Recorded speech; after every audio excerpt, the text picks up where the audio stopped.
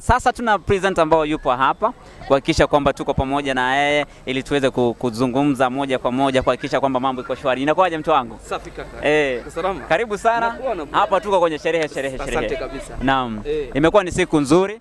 Kwa hivyo nina imani kwamba siku ya leo imekuwa nzuri sana. Kabisa imekuwa bado inaendelea kufana zaidi. Inazidi kufana, mambo ni shwari kabisa, mambo ni walala kabisa. Yaani tunafurahia kusherehekea mwaka mmoja ndani ya televisheni ambayo tunaipenda ni Pepeta TV. Sasa ni mwaka mmoja. Wengi wamekuwa wakikuona kwenye televisheni hawaja kujua labda kwa kutambulisha kwa majina na kipindi ambacho unafanya.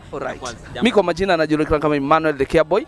Kipindi changu hewani kinajulikana kama Barikiwa na Pepeta TV. Barikiwa na Pepeta TV inakukujenga every Sunday morning, inaanza kuanzia saa 1 mpaka saa 2, hapo ndio tunatamatisha. Lakini vile vile usisahau, kwa sababu tuko hapa kwa ajili ya kutamatisha mwaka mmoja ndani ya Pepeta TV on air. Kuna watu wengi wametamani kufikisha mwaka lakini wameshindwa, lakini sisi tunasherehekea, tuko na furaha kubwa, Mungu ametufanikisha kabisa.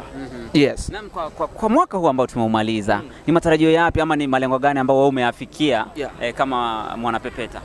Mimi malengo yangu nilikuanga na malengo ya kwamba sitabaki jinsi nilivyokuwa. Nimekuwa mtu wa kung'ang'ana maisha, lakini tangu ni join hii Pepeta TV nimeona Mungu akinisaidia, nimeona mambo mengi yakifanyika, sikuwa jinsi nilivyokuwa. Hata ukiniangalia kwa mtazamo vile tulikuwa, sivyo vile tulikuwa tunakaa. Kwa hivyo tuna furaha kwa sababu mambo mengi kabisa yametokea na tukiwa na furaha kabisa ndani ya Mungu.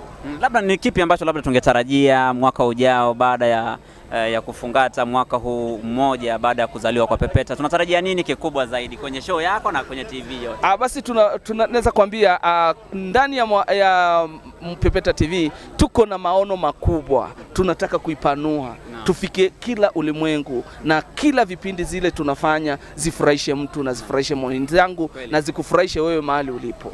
Yes. Shukrani sana. Endelea kusherehekea nasi, tuko pamoja hadi tamati.